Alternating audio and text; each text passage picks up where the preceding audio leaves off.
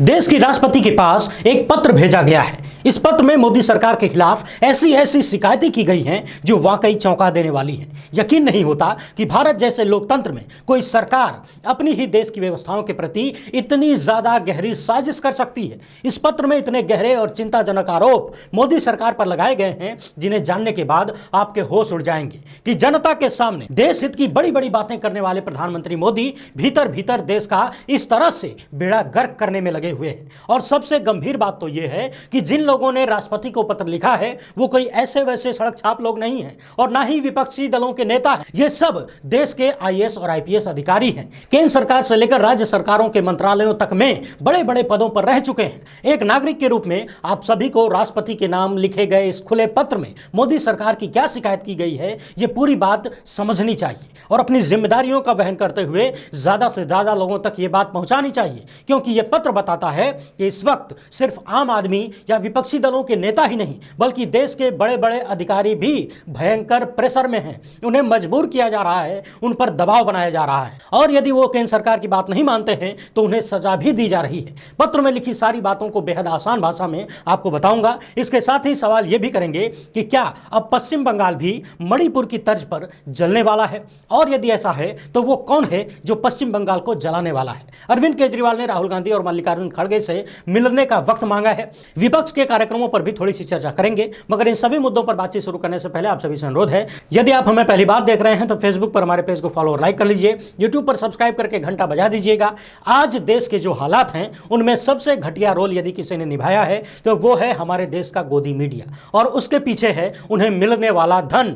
इसीलिए अब वक्त आ गया है कि देश का मीडिया जनता के दम पर चले और जनता के हिसाब से चले, जनता के हित की बात करे, देश हित की बात करे, वरना बड़े बड़े धन्ना सेठ और राजनीतिक दल ऐसे ही आम जनमानस को टोपी पहनाते रहेंगे, मुल्क बेचकर मलाई खाते रहेंगे। हमारा काम पसंद आए तो इस क्यूआर कोड या फिर मोबाइल नंबर का प्रयोग करते हुए हमें आर्थिक रूप से मजबूत करने का प्रयास जरूर करें। बहुत बहुत धन्यवाद। सबसे पहले बात राष्ट्रपति को लिखे गए पत्र की कर लेते हैं, क्योंकि मामला बड़ा संगीन है। इसके बाद बात करेंगे कि क्या पश्चिम बंगाल में भी आग लगने वाली है और वो कौन है जो आग लगाना चाहता है। कॉन्स्टिट्यूशनल कंडक्ट ग्रुप से जुड़े हुए भारत के 82 पूर्व नौकरशाहों ने राष्ट्रपति द्रौपदी मुर्मू को एक खुला पत्र लिखा है और इस पत्र में मोदी सरकार पर बेहद ही गंभीर आरोप लगाए हैं। आरोप क्या है उसे जानने से पहले यह जान लीजिए कि आरोप किन लोगों ने लगाए हैं। आपके स्क्रीन पर यहां दवायर की पूरी रिपोर्ट दिख रही है। एक एक नाम को जब आप पढ़ेंगे तो पता चलेगा कि ये सारे के सारे पूर्व नौकरशाह देश के कितने बड़े बड़े पदों पर रहे हैं, और जब ये लोग इतने प्रमुख मंत्रालयों में काम कर चुके हैं,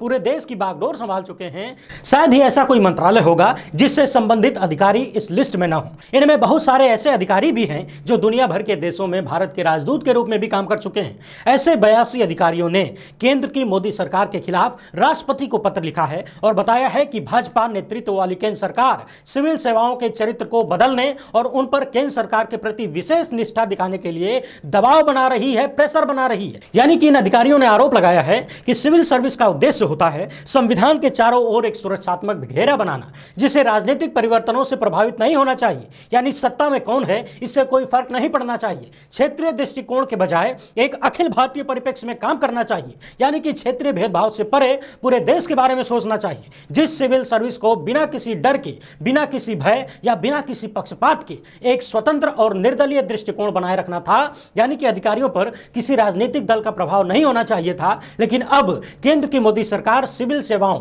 खासकर आईएएस और आईपीएस के चरित्र को बदलने के लिए व्यवस्थित प्रयास कर रही है, यानी सिस्टमैटिक ढंग से आईएएस और आईपीएस को नचाने का प्रयास किया जा रहा है। दवायर की इस रिपोर्ट का स्क्रीनशॉट मैंने बगल में लगा दिया है। भाषा को जरा आसान करके मैं आपके सामने प्रस्तुत कर रहा हूं। इन अधिकारियों ने लिखा है कि इस संदर्भ में हम आपसे काफी समय से बात करना चाहते थे, जो कि हमारे लिए बहुत ही बड़ी चिंता का कारण बन रहा है। अब हम ये मामला आपके संज्ञान में लाने के लिए बाध्य हैं। अधिकारियों ने केंद्र सरकार पर आरोप लगाया है कि वो अधिकारियों पर दबाव बनाने के लिए खुलेआम प्रयास कर रही है और उन्हें मिले राज्य कैडर के बजाय केंद्र के प्रति विशेष निष्ठा दिखाने के लिए प्रेशराइज कर रही है। यानी मोदी सरकार पर यह आरोप लगाया गया है है कि वो आईएएस और आईपीएस अधिकारियों पर यह दबाव बना रही है कि आप जिस राज्य में पोस्टेड हैं वहां के सरकार के प्रति नहीं बल्कि हमारे प्रति निष्ठावान रहिए, हम जो कहते हैं वैसा करिए। और जो अधिकारी उनके अनुसार यानी केंद्र सरकार के अनुसार चलने से इनकार कर देता है उनके खिलाफ मनमाने तरीके से विभागीय कार्रवाई की जाती है, यानी उन्हें सजा दी जाती है केंद्र सरकार की बात न मानने के लिए। इसके साथ ही उन अधिकारियों या उन राज्य सरकारों की सहमति के बिना केंद्रीय डेप्यूटेशन को मजबूर करने के लिए सेवा नियमों में संशोधन करना चाहती है।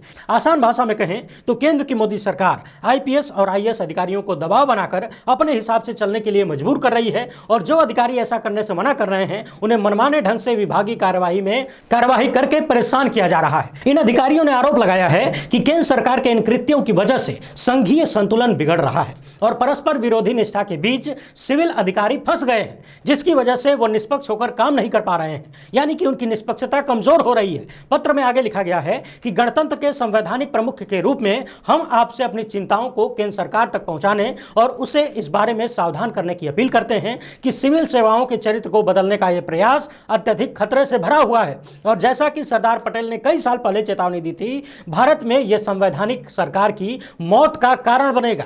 आप खुद ही सोच कर देखिए, यदि आपके राज्य में आईएएस और आईपीएस अधिकारी केंद्र सरकार के हिसाब से काम करेंगे तो फिर राज्य सरकार का क्या महत्व रह जाता है। पूर्व अधिकारियों ने सरदार पटेल जी की बातों का भी जिक्र किया है कि उन्होंने पहले ही चेतावनी दी थी कि यदि नौकरशाहों पर केंद्र सरकार का नियंत्रण होगा तो फिर संवैधानिक सरकार की मौत हो जाएगी। सरदार पटेल की आसमान छूती प्रतिमा लगा देने और उनके विचारों को आत्मसात करने में बड़ा फर्क है। जिस सरदार पटेल ने सैकड़ों अलग अलग रियासतों को मिलाकर एक देश बनाया, यूं समझ लीजिए कि बिखरे हुए मोतियों को जोड़कर एक माला बनाई, एक सुंदर माला का निर्माण किया, आज उनके नाम पर वोट मांगने वाले मोतियों के उस हार को तोड़ने का प्रयास कर रहे हैं। और इस तरह का आरोप लगाते हुए देश के इतने उच्च पदों पर रहे अधिकारियों को राष्ट्रपति को पत्र लिखना पड़ रहा है। पिछले दिनों नीति आयोग की बैठक हुई जिसमें 8 विपक्षी दलों के मुख्यमंत्री शामिल नहीं हुए। उनका आरोप था कि केंद्र सरकार राज्यों के साथ सहयोग नहीं करती है जहां भी विपक्षी पार्टियों की सरकार है। ऐसे में नीति आयोग की बैठक में जाकर हम करेंगे क्या? हमें हमारे हक का पैसा नहीं दिया जाता, हमें काम करने नहीं दिया जाता, तो फिर बैठक में बैठकर शामिल होने का क्या अर्थ रह जाता है? ठीक वैसे ही जैसे 20 से अधिक राजनीतिक दलों ने नई संसद के उद्घाटन कार्यक्रम में शामिल होने से मना कर दिया और कहा गया कि जब संसद में संसद का काम ही नहीं हो रहा है तो फिर पत्थरों और ईंटों की इमारतों का क्या अर्थ रह जाता है। संसद का अर्थ होता है पंचायत। पंचायत यानी विचार विमर्श करने का स्थान, पंचायत यानी एक दूसरे की बातों को सुनने का स्थान, पंचायत यानी अलग अलग विचारधाराओं को रखने का स्थान। मगर पिछले कई सालों में आपने लगातार देखा है कि केंद्र की मोदी सरकार बिना चर्चा के तमाम कानून पास करा लेती है, बिना चर्चा के लाखों करोड़ का बजट पास हो जाता है। यदि कोई सांसद केंद्र के मोदी सरकार से भ्रष्टाचार पर सवाल कर दे, अदानी पर सवाल कर दे, तो उसे संसद से बाहर करवा दिया जाता है, उसकी स्पीच गायब करवा दी जाती है, संसद टीवी की आवाज गायब करवा दी जाती है। ऐसे में वो सवाल और मजबूत हो जाते हैं कि देश के इन परिस्थितियों में नई संसद की नई इमारत का क्या अर्थ रह जाता है। नए नए प्रतीक चिन्हों को दिखाकर जनता को भ्रमित करने की कोशिश के तहत एक नया प्रयास भी किया गया है, एक सेंगोल ढूंढ कर लाया गया है।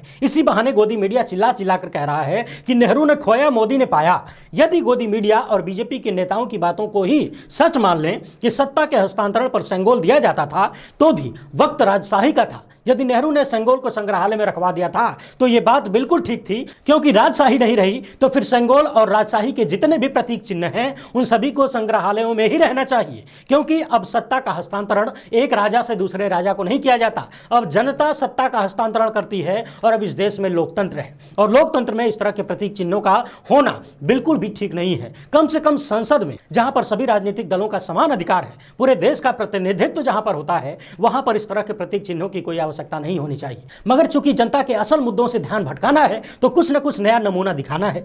मोदी सरकार पर देश के पूर्व अधिकारियों ने इतने गंभीर आरोप लगाए हैं, राष्ट्रपति को पत्र लिखा है, क्या आपको तनिक भी उम्मीद है कि इसका कोई असर होगा? यदि है तो भूल जाइए, होना नहीं चाहिए। हाल ही में केंद्र सरकार ने सुप्रीम कोर्ट द्वारा दिए गए फैसलों को पलटकर दिल्ली सरकार से तमाम अधिकार छीन लिए। इसे लेकर दिल्ली के मुख्यमंत्री अरविंद केजरीवाल विपक्ष के तमाम नेताओं से लगातार मिल रहे हैं और लगभग तमाम विपक्षी दल अरविंद केजरीवाल के साथ इस मामले पर खड़े नजर आ रहे हैं। तेलंगाना के मुख्यमंत्री केसीआर ने केजरीवाल से मुलाकात के बाद कहा है कि आज के हालात इमरजेंसी से भी खराब हैं। वैसे मैंने कई वीडियोस में कहा है कि पीएम मोदी जिस भी मामले से संबंधित आरोप विपक्ष पर लगाते हैं, वो भ्रष्टाचार का हो, वो पैसा लूटकर खाने का हो, वो उधार लेकर घी पीने का हो, वो झूठ बोलने का हो या फिर इमरजेंसी का हो, तो हर बार ऐसा देखा गया है कि या तो उन्होंने वो काम कर लिया है या फिर आने वाले वक्त में वो करने वाले हैं। सवाल यह है कि क्या बार बार इमरजेंसी याद दिलाकर उन्होंने जनता को इसके लिए तैयार रहने का प्रयास किया था कि तैयार रहो, इमरजेंसी जैसे हालात बनने वाले हैं। केसीआर ने यहां तक कहा है कि सुप्रीम कोर्ट के आदेशों को पलटने वाले अध्यादेश को केंद्र की मोदी सरकार को वापस लेना चाहिए।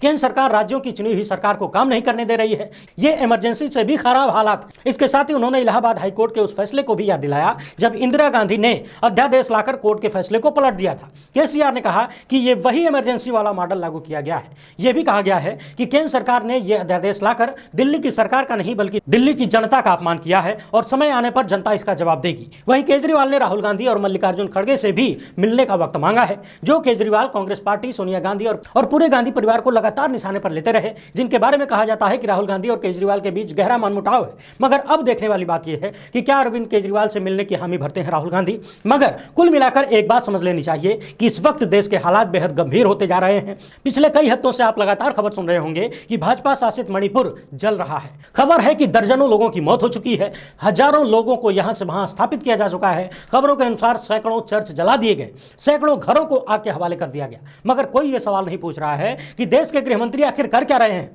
गोदी मीडिया में से किसी की इतनी हिम्मत नहीं हुई कि यह कह सके कि यदि देश का गृह मंत्रालय और मणिपुर की भाजपा सरकार, डबल इंजन की सरकार पूरी तरह से फेल हो चुकी है तो इस्तीफा दे दे। बहरहाल 3 दिनों तक दिल्ली जलती रही, वो भी गृह मंत्री से लेकर प्रधानमंत्री के नाक के नीचे, तो फिर मणिपुर तो दूर है। वैसे तमाम विपक्षी दलों का यह आरोप है कि मणिपुर में जो कुछ हो रहा है वो भारतीय जनता पार्टी की साजिश के तहत किया जा रहा है। आरोप लग रहा है कि बीजेपी तथा आरएसएस के लोग मिलकर मणिपुर में राजनीतिक लाभ के लिए दंगे करवा रहे हैं। कुछ दिन पहले कर्नाटक में गृह मंत्री अमित शाह ने कहा था कि यदि यहां कांग्रेस की सरकार आ गई तो दंगे होंगे। क्या यह सवाल नहीं पूछा जाना चाहिए कि मणिपुर जहां आपकी सरकार है, भाजपा की सरकार है, वहां दंगे क्यों हो रहे हैं। वहीं पश्चिम बंगाल की मुख्यमंत्री ममता बनर्जी ने आरोप लगाया है कि भारतीय जनता पार्टी बंगाल में मणिपुर जैसे हालात बनाना चाहती है और जातीय दंगे फैलाकर पश्चिम बंगाल में स्थिति खराब करना चाहती है। सत्य हिंदी की इस खबर के अनुसार बीरबहा हंसदा के वाहन पर हमले की निंदा करते हुए पश्चिम बंगाल के मुख्यमंत्री ने कहा है कि शुक्रवार को जो घटना हुई उसके पीछे कुर्मी समुदाय के सदस्य नहीं बल्कि भाजपा कार्यकर्ताओं का हाथ है। पिछले दिनों बीजेपी के वरिष्ठ नेता और 4 राज्यों के राज्यपाल रहे सत्यपाल मलिक ने आरोप लगाया था कि उत्तर प्रदेश के मुजफ्फरनगर दंगे जो अखिलेश सरकार के दौरान हुए थे, उन दंगों में सीधे सीधे आरएसएस के लोग शामिल थे। उन लोगों ने दंगाइयों की हर तरीके से मदद की, सारा साजो सामान मुहैया कराया। और आपने यह भी देखा कि इन दंगों के लिए जिन पर भी आरोप लगे थे, भाजपा सरकार आने के बाद उन सभी को सहूलियतें मिली। अब सवाल यह है कि जहां बीजेपी की सरकार नहीं है वहां भी दंगे करवाकर विपक्षी दल को बदनाम कर अपनी सरकार बनाने का आरोप लगता है बीजेपी पर, और जहां अपनी सरकार है वहां भी दंगे करवाकर वोटों का ध्रुवीकरण करके सत्ता में बने रहने का आरोप बीजेपी पर लग रहा है। आखिर ऐसा क्यों है कि भारतीय जनता पार्टी के पास जनता के असल मुद्दों पर वोट मांगने का रास्ता नहीं बचा है। 9 साल पहले जो लोग विकास का वादा और अच्छे दिन की उम्मीद जनता को देकर सत्ता में आए थे, आज वो नफरत और दंगों की राजनीति करने के आरोपों में घिर गए हैं। इस वीडियो में फिलहाल इतना ही। हमारा काम पसंद आए तो ज्यादा से ज्यादा लोगों तक पहुंचाइएगा। हमसे जुड़ने के लिए बहुत बहुत धन्यवाद। जय हिंद।